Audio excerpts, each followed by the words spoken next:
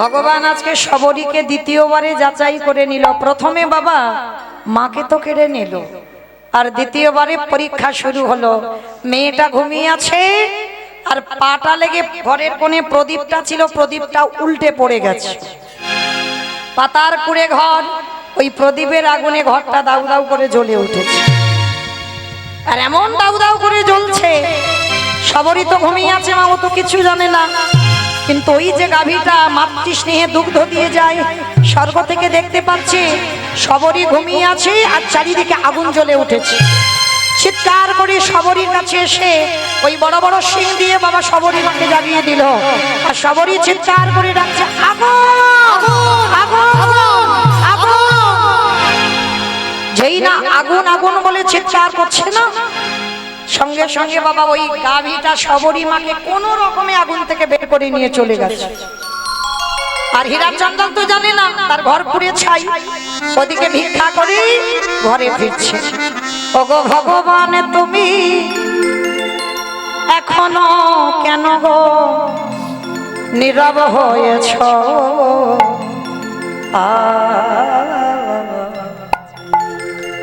তোমার সৃষ্টি তোমার বিধান মানে না কেহ। তোমার সৃষ্টি তোমার বিধান মানে না কেহ। ওগো ভগবান তুমি এখনো কেন গো নীরবে হয়েছ? তোমার সৃষ্টি তোমার বিধান মানে না কেহ। ওগো তোমার সৃষ্টি তোমার বিধান মানে না কেহ। তুমি সুখী জনা কর সুখী, এই দুঃখী জনা তোমার সৃষ্টি তোমার বিধান মানে না কেহ। ওগো ভগবান তুমি নীরবে হয়েছ? তোমার সৃষ্টি তোমার বিধান মানে না কেহ। তোমার সৃষ্টি তোমার বিধান মানে না কেহ। যেই না হীরাচন্দাল এসে ঘরের দরজায় দাঁড়িয়েছে, দেখে না ততক্ষণে তাল পাতার কুড়ে ঘর পুড়ে শেষ। চিৎকার করে ডাক দিল, দয়া মা।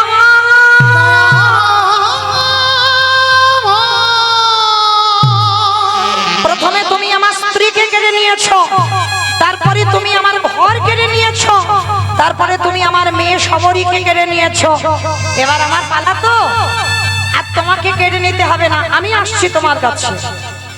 হীরাচন্দাল প্রাণ ত্যাগ করবে বলে ছুটতে ছুটতে গিয়ে সরুজ নদীর জলে ঝাঁপ দিতে যাবে। এমন সময় পিছন থেকে শবরী মা গাভীর উদরের নিচেতে বসেছিল, পিছন থেকে ডাক দিয়েছে, পিতা। কে ডাকবো আমি এমন করি?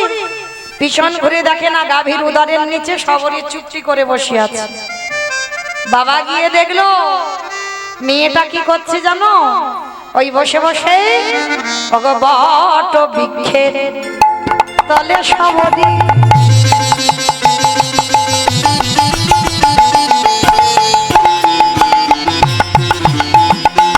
শবরী বড় জজ করে বট বৃক্ষের তলে শবরী।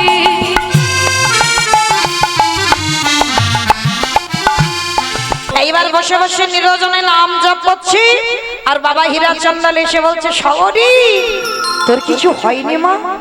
হবে কি করে বাবা, রাখে হরি মারে কি, আর মারে হরি রাখে কে? যেই আমার মাতৃ স্নেহে দুগ্ধ পান করিয়ে যায়, ওই আগুন থেকে এই গাভী আমায় বাঁচিয়ে নিয়ে এসেছে। হীরাচন্দাল গাভীর চরণ চাপটিয়ে ধরে বলছে, ওরে মানুষ যেটা পারে না সেটা তুই পশুকুলে জন্ম নিয়ে করে দেখা। হ্যাঁ আয় ওরে আয় আয়, আজকের তোর কাছ থেকে শিক্ষা হয়ে গেল। দেখবেন মা, এখানে যদি একটা গন্ডগোলের সৃষ্টি হয় না, বহু মানুষ আসে, বাবা বলে দরকার নেই ওখানে মাথা দেওয়া, চল পালাই চ বাবা, কোথায় এখানে থানা পুলিশ হয়ে যাবে, দরকার নেই ওখানে থাকা। আচ্ছা, তো আজকে হীরা চান্ডাল বলছে তুই একজন পশুকুলে জন্ম নিয়ে তুই দেখিয়ে দিলি এমন ভালোবাসা আমার জানা ছিল না। নতুন করে আবার একটা পাতার কুড়ে ঘর, এ তো আর আমাদের মতো একতলা দুতলা তিনতলা বিল্ডিং নয় যে সময় লাগবে। পাতার কুড়ে ঘর একটা তৈরি করলো। ভগবান মনে মনে ভাবছে, বাবা বাবা, এর মাকে কেড়ে নিলাম, ভক্ত জব্দ হলো না, ঘর পুড়িয়ে দিলাম, ভক্ত জব্দ হলো না, দিব্যি দাঁড়িয়ে আছে। এইবার তৃতীয়বারে পরীক্ষা, এইবার দেখি ওই মেয়ে কি করে। হঠাৎ 3 দিনের জ্বরে দৈব দুর্ঘটনায়, তখন সবরীর বয়স মাত্র 6 বছর, দৈব দুর্ঘটনায় হীরা চন্ডালের মৃত্যু হয়ে গেল। বলেন মা, একটা 6 বছরের মেয়ে যার কেউ থাকে না, বাবাই ছিল সাহারা, সে বাবাও যদি চলে যায়, সে মেয়েটার দিন চলবে কি করে? ওই পঞ্চবটির বনে আর কেউ থাকে না, শুধু ওদের একটা কুড়ে ঘর, চন্ডাল জাত আর মতঙ্গ সাধুদের আশ্রম ছিল। সবরী মা বাবার মৃত্যুর পর কিভাবে দিন চলতো জানো?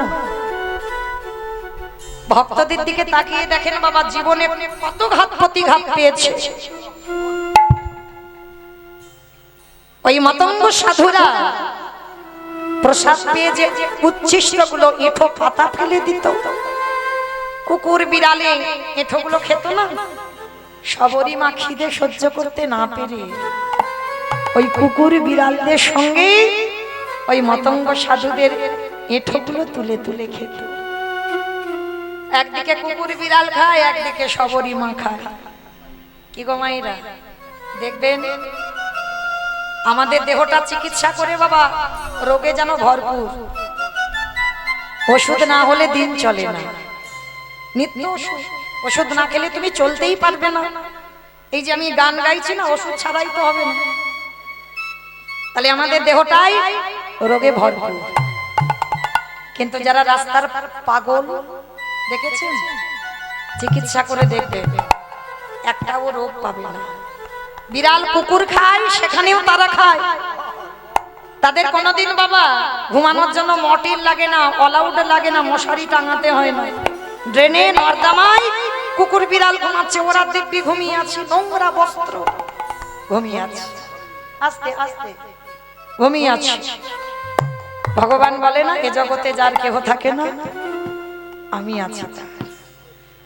কারণ ভগবান জানে ওদের যদি ব্যাধি হয় দেখবে কে, ওষুধ খাওয়াবে কে।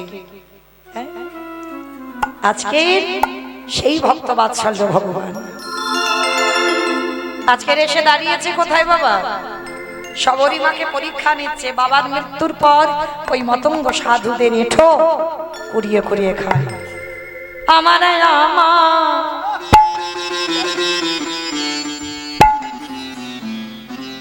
আমার আমার প্রাণ ভগবান, জীবন ভগবান যে সবরী মায়ের আজকে এসে দাঁড়াচ্ছে, সবরী মাকে কৃপা করবে বলে। আরে সবরী মা প্রতিদিন নিরজনে বসে বসে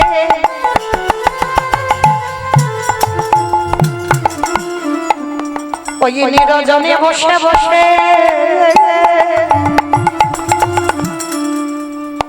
আজ রামচন্দ্রের চরণ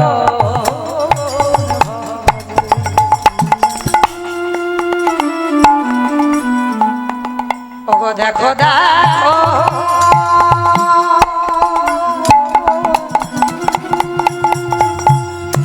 কেমনে ভক্ত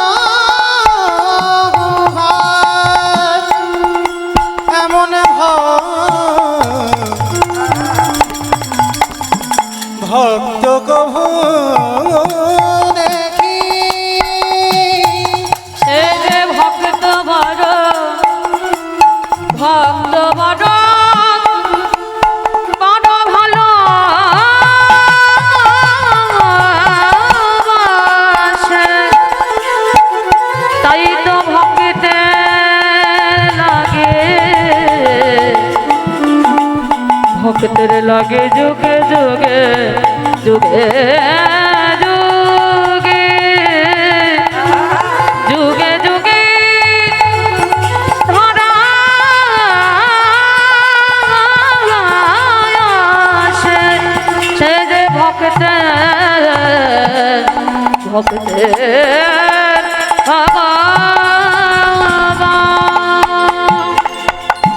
সবরী মা কি করে প্রতিদিন মনে মনে চুরি করে সাধু সেবা করে।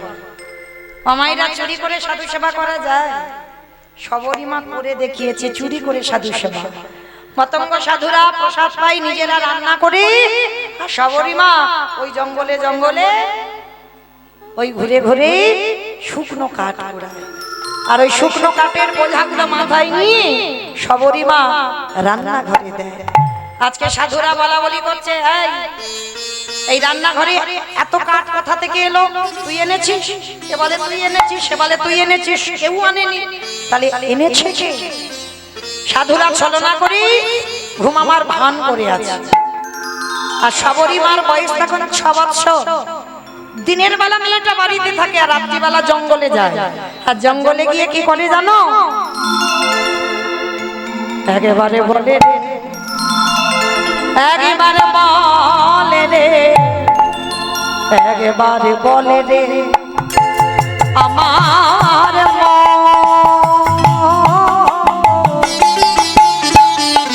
কতদিনে পাবি রে তুই সাধুর চরণ। একেবারে বলে রে, একেবারে বলে রে, বলে রে আমার কতদিনে পাবি রে সাধুর শ্রী চরণ।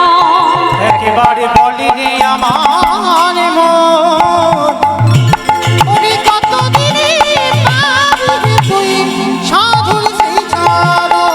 ওরে কতদিনে পাবি রে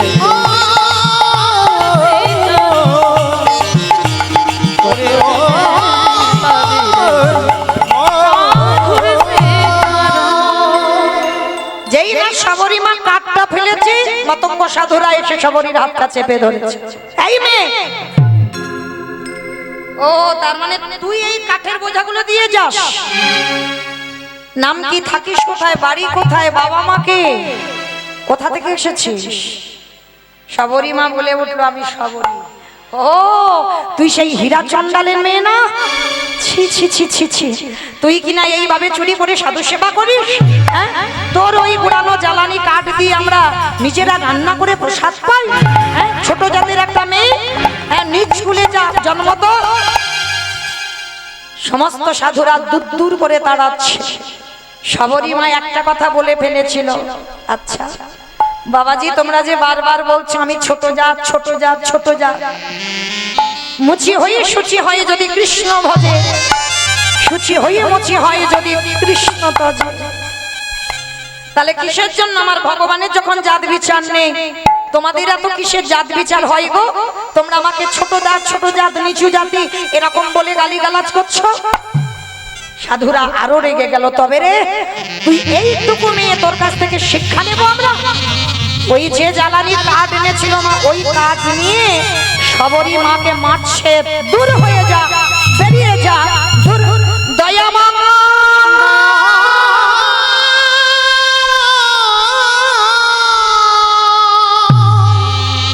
এত মারা মেরেছে, সর্বঙ্গে দিয়ে সবরীর রক্ত ঝরে ঝরে পড়ছে। তথাপিও আমার ভগবান দেখা দিয়েও দিতে পারছে না। কেন দিতে পারছে না? এখনো দেহটা শুদ্ধ হয়নি। বাবা মা সংস্কারে ভগবানের ভক্ত, কিন্তু নদী পার হতে গেলে তো বাবা একটা নৌকা লাগবে। সাঁতার কেটে নদী কি সবাই পার হতে পারবে? পারবে না তো, তাহলে নৌকা লাগবে। আর সেই গুরুরূপী নৌকাটাকে আশ্রয় করতে হবে। আর গুরুরূপী নৌকাতে চাপলে তবে বাবা এখন তো দুর্লভ একটা সদ্গুরু। জগৎটা তো ভেজালে পরিপূর্ণ বাবা, সব তো সাজাতে পরিপূর্ণ। গুরু যদি ধরতে হয়, গুরু তাকে বলে বাবা শিষ্যের শরীরের ব্যাধি গুরুদেব নিতে পারবে, কারণ তুমি যখন গুরুদেবের বাম দিকে বসে মন্ত্রটা নিয়েছো, গুরু শিষ্যের ভেদাভেদ থাকে না বাবা, ছিদ্র হয়ে যায় দেহটা। শিষ্যের শরীরের পাপ পূর্ণ গুরুর শরীরে আসে, আর গুরুদেবের শরীরের পাপ পূর্ণ শিষ্যের শরীরে আসে, আদান প্রদান হয়ে যায়। তাহলে এখনকার আর গুরুদেবদের একজন গুরুকে বলতে পারবে আমার শরীরে একটা ব্যাধি হয়েছে, গুরুদেব তুমি একটু নিয়ে নেবে, একবার বলে দেখো গুরুদেবকে নিতে পারে কিনা, পারবে না। তাহলে গুরু যদি হতে হয় শ্রী শ্রী রামকৃষ্ণ পরমহংস দেবের মতো গুরু হও, ওই রকম গুরু ধরো। গিরিশের গলায় ক্যান্সার হলো, সেই ক্যান্সার ঠাকুর নিজের গলাতে নিয়ে নিল। কেন? ঠাকুর বলল জগতে আমার আর প্রয়োজন নেই, তুই হলি নাট্যাচার্য গিরিশ, তোর নাটক যখন সমাজে বাজবে, তোর নাটক যখন সমাজের মানুষ শুনবে, সমাজ শিক্ষা পাবে।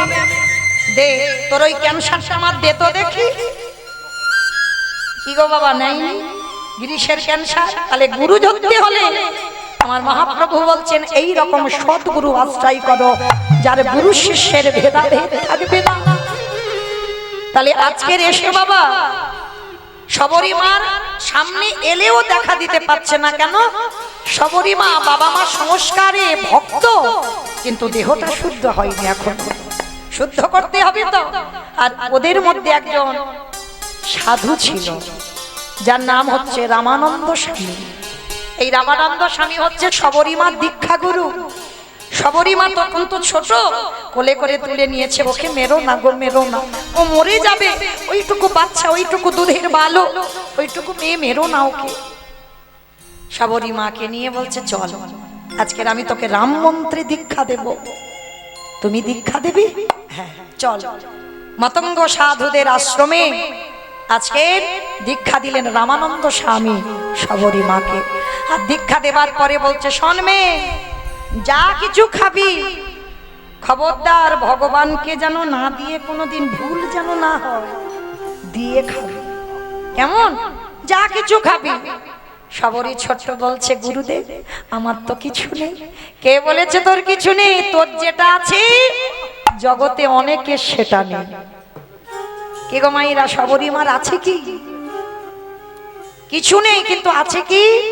ভক্তি। ভক্তি যার কৃষ্ণ তার সর্বশাস্ত্রে কয়, ভক্তি না থাকিলে কৃষ্ণ দেখিও কি বা হয়।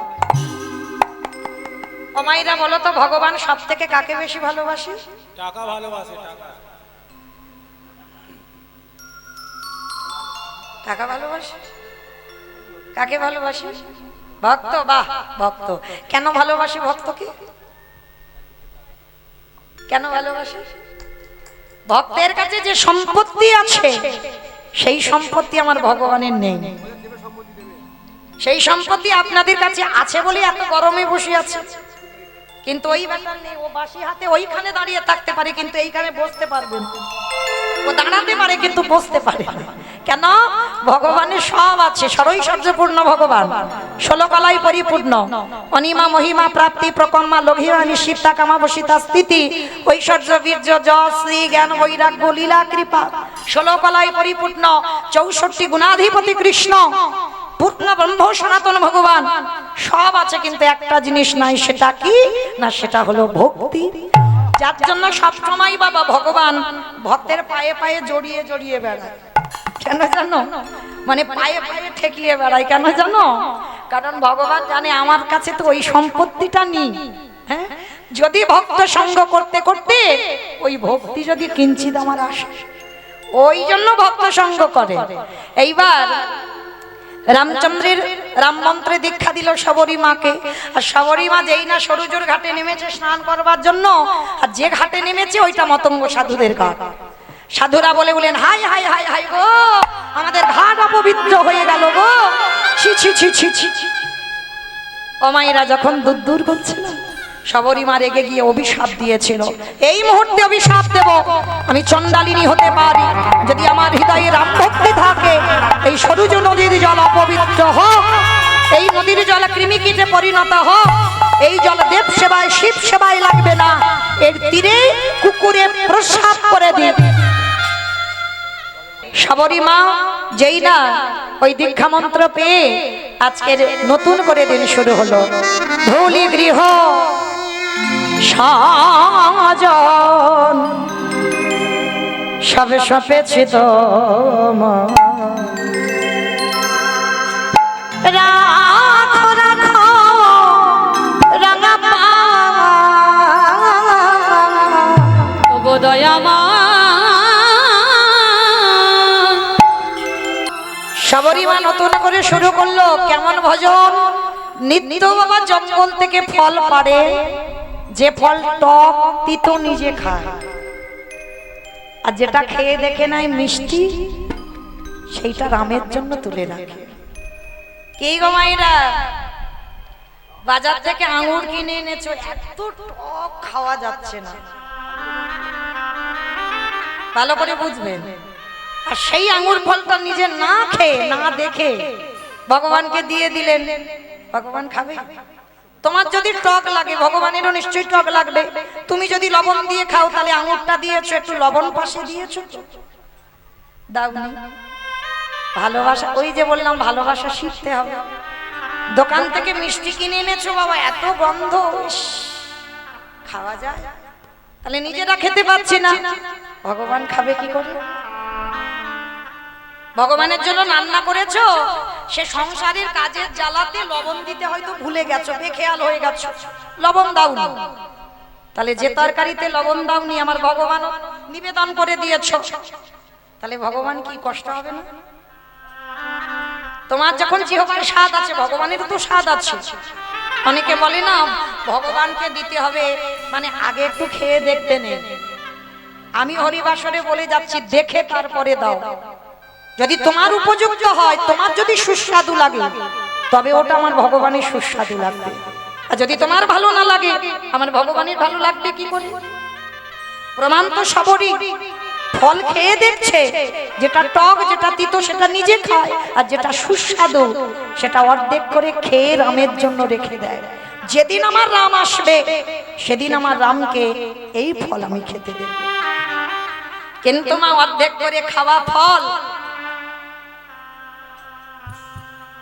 থাকে বেশি দিন, পচে যায়, পোকা লেগে যায়। কিন্তু দেখবেন অনেক অনেক ফল শুকিয়ে যায়, পচে যায় না, নষ্ট হয়ে যায় না, শুকিয়ে যায়। আর যেগুলো শুকনো হয় সেইগুলো রেখে দেয়, কারণ অনেক দিন করে থাকবে তো বাবা, শুকনো ফল রেখে দেয়। ভগবান রামচন্দ্র থাকতে পারছে না। সবরীর ওই ভক্তি, সব ভক্তরা বাবা এই ভক্তির জোরেই কিন্তু পেয়েছে ভগবান, এত প্রেম। আজকে সবরী মার দরজায় এসে দাঁড়িয়ে গেছে রামচন্দ্র, আর দাঁড়িয়ে দাঁড়িয়ে ডাকছে সবরী, সবরী। কে কে আমায় সবরী সবরী বলে ডাকছে? কে তুমি? বয়স হয়েছে তো, সে ছোট্ট মেয়ে আর নেই। রামকে ডাকতে ডাকতে দন্ত পড়ে গেছে, কেশ পেকে গেছে, চামড়া আলগা হয়ে গেছে। এবার যাবার সময়, লাঠি ঠুকতে ঠুকতে দরজায় এসেছে। এসে দেখে না রাম আর লক্ষণ দুই ভাই দাঁড়িয়ে আছে। কে গো তোমরা? সে কি রে মা, চিনতে পারলি না? যাকে পাবার জন্য যোগী মনি কাঁদে, যাকে পাবার জন্য শিবি যে শিবি লোকে পায় না,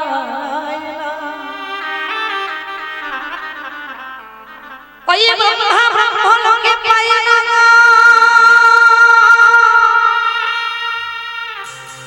ওই যোগী গণে যোগে পায় না, মনি গণে মনে পায় না, ধ্যানী গণে ধ্যানে পায় না। সেই চরণ আজ তোর দরজায় এসে দাঁড়াইছে। ওগো দয়াময়, তাই বলো, হরি বল, হরি বল, হরি বল।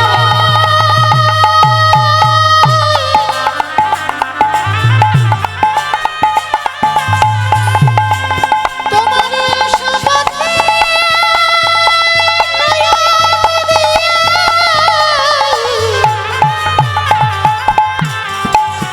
আমি যে কত বসে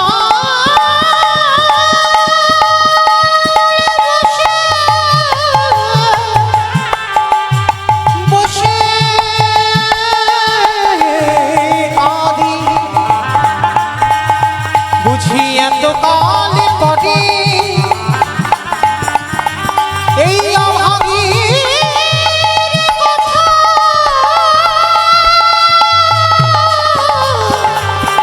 তোমার মনে পড়ল। ভগবান যদি আমাদের দুয়ারে আসে মা, চেয়ার বা আসন পেতে দেবেন, সিংহাসন, ভগবান বসবে। সবরই মাত্র তা নেই গো। ভগবান এসেছে কাঙালির ঘরে, কিসে করে বসতে দেবে? সবরই মা ছুটে গেল জঙ্গলে, একটা শুকনো পাতা এনেছে, পাতা বিছিয়ে দিয়েছে। চরণ ধোবাবে, সে পাত্র নেই ভগবানের চরণ ধোবাবার মতো। আর ভগবানের চরণ রাখতে গেলে মা স্বর্ণ পাত্রে রাখতে হয়।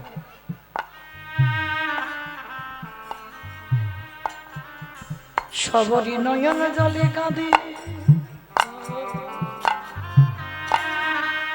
আরে মনে মনে বলে রাম দয়াময়,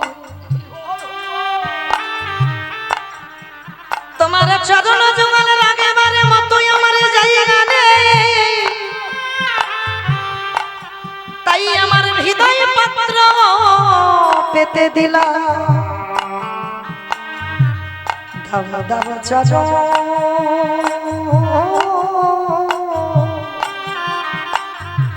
আমার হৃদয়ে ওহে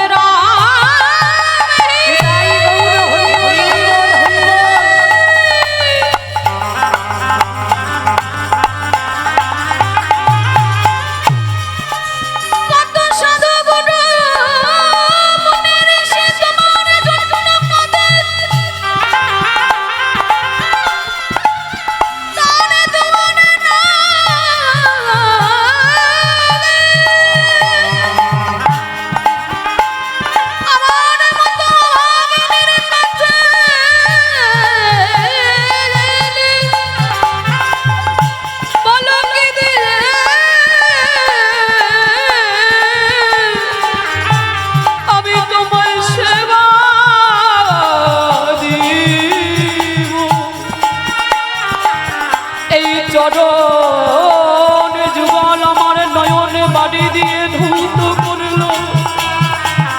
নাও না এই অভাগিনীর সেবা,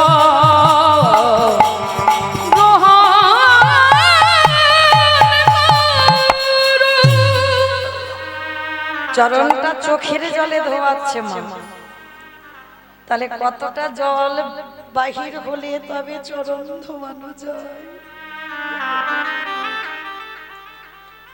আঁচল দিয়ে মোছালে ব্যথা লাগবে, মাথার কেশ খুলে রামচন্দ্রের চরণ দুটো মুছিয়ে দিল। ভগবান বলছে সবরি, ও মা আমায় কিছু খেতে দিবি মা, বড্ড খিদে পেয়েছে। প্রভু আমি যে ছোট যা, আমি চন্ডালিনী, তুমি আমার বাড়ি খাবে? খাবো বলেই তো এসেছি দে। সবরই ছুটে গেল ঘরের মাঝে,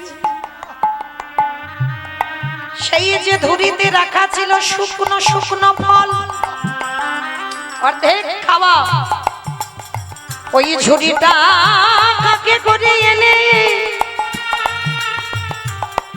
ওই সবরি মা হাদিয়ার রামের বদনে ওঠে না কেন? হে রাম দয়া, সময় থাকতে তুমি এলে না, যদি বা এসেছ তুমি অসময়ে এসে দাঁড়িয়েছ। ও গো দয়াময়, তাই গৌর হরি বল, হরি বল।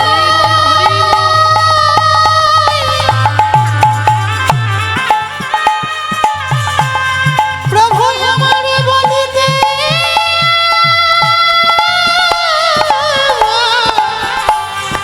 কিছু নাই গো।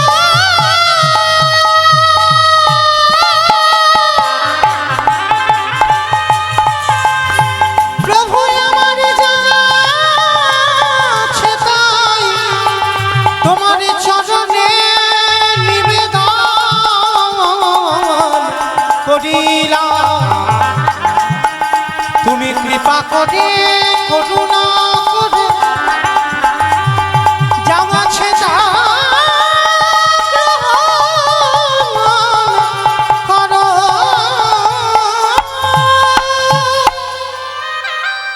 আমি ভক্ত বড়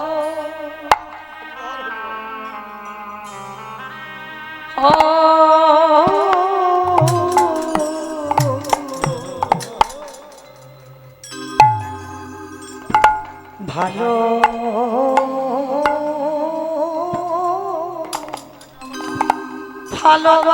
ভালোবাসি শুধু এ যুগে না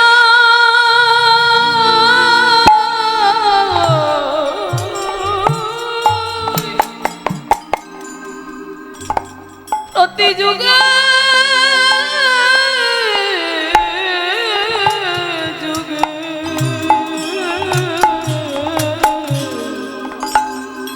ওরে সব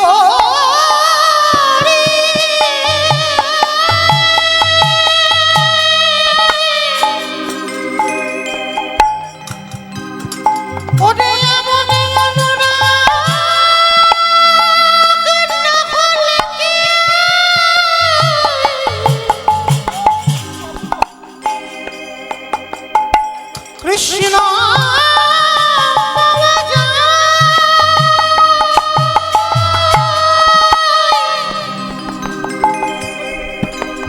এমন ভালোবাসা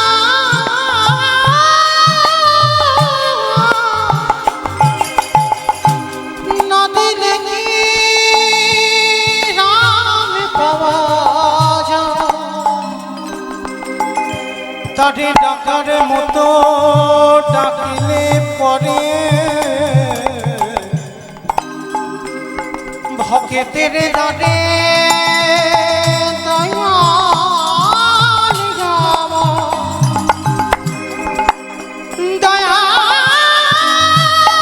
ছুটে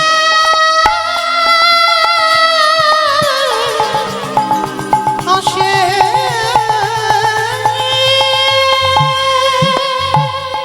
সাবরি দে মা খেতে যেই না রামচন্দ্রের বদনে ফলটা দেবে বলে তুলল পাশে দাঁড়িয়েছিল লক্ষণ সাবরি মার হাতটা চেপে ধরে বলল সাবরি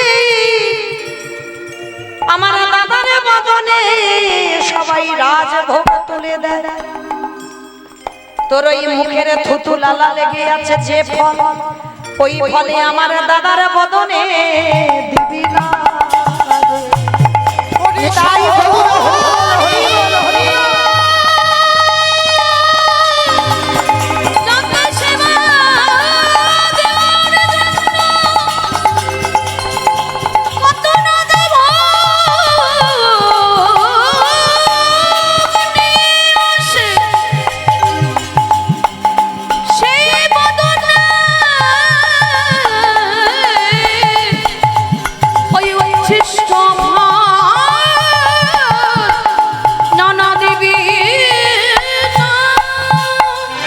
লক্ষণ ফলটাকে কেড়ে নিয়ে দূর করে ফেলে দিয়েছে আর ফলটা যখনই দূর করে ফেলে দিল সঙ্গে সঙ্গে সাবরি মা রেগে গিয়ে বলেন ওরে অপদার্থ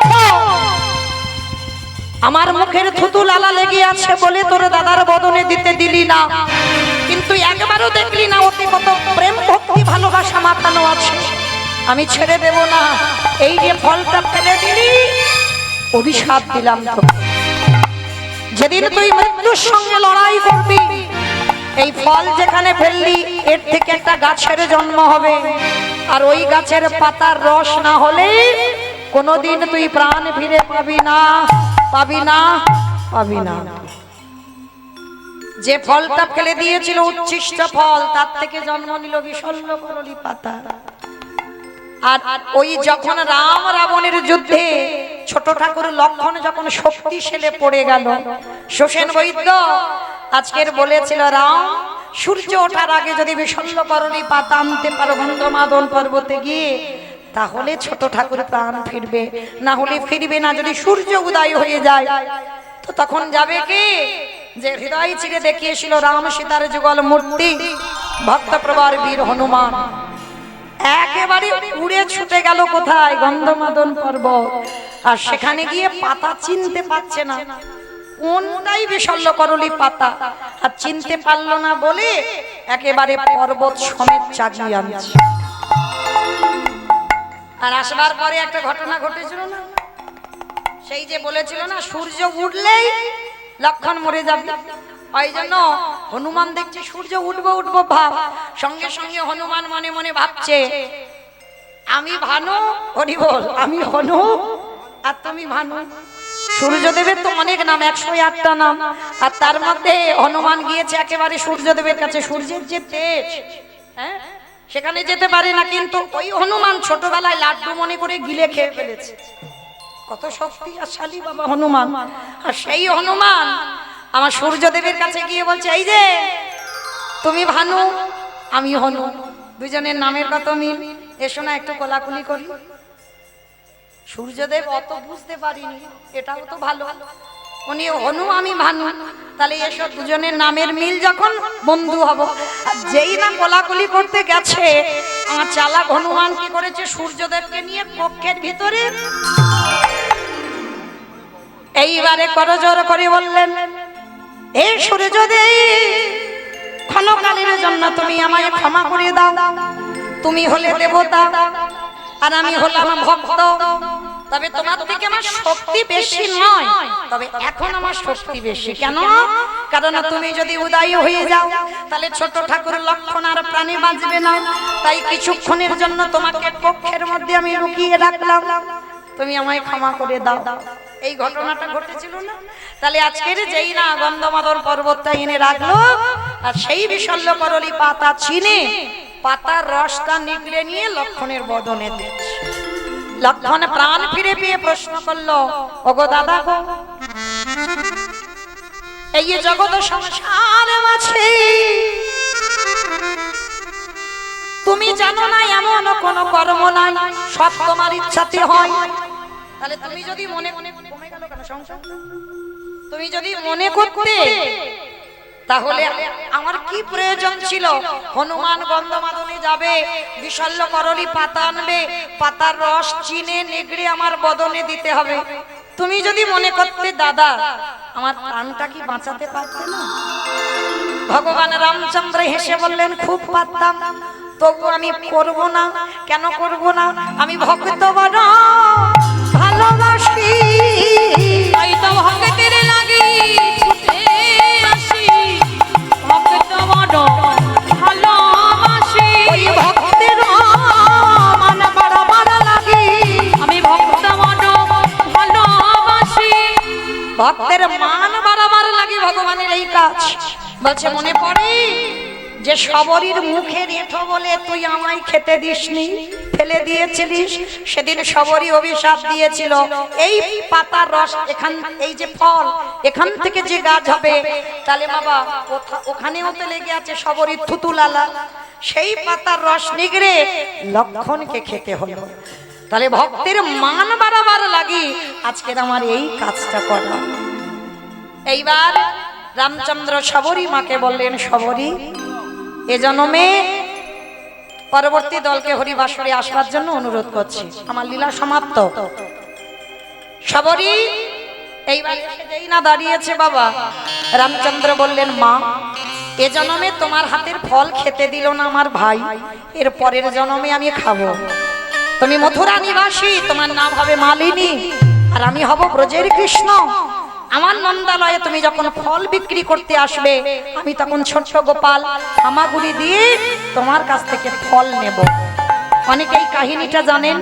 আর এই ফল নাইনি গোপাল দুমুঠো ধান ফলবালির আঁচলে দিয়েছিল, আর ওই মালিনী ফলবালি ঘরে গিয়ে দেখলো ওটা সাধারণ ধান নয়, সোনার ধানে পরিণত হলো। সীতারামে ভজলে হে মনুয়া, সীতারামে ভজলে মনুয়া, সীতারামে ভজলে হে মনুয়া, একবার সীতারামে ভজলে